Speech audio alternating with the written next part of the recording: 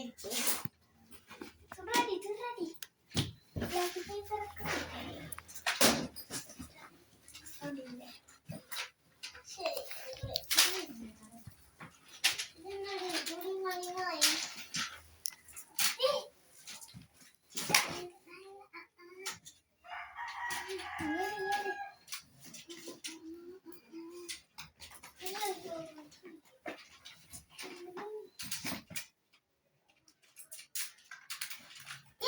இந்த பேக்குக்கு பின்னாடி என்ன இருக்கு பார்க்கலாமா?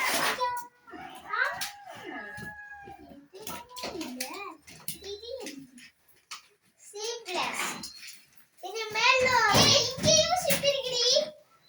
பை எல்லா ஷிப்பையும் திறந்து ஆராய்ச்சி பண்ணணும். நமக்கு அதான் டீல். ஓகேயா? இருக்கா?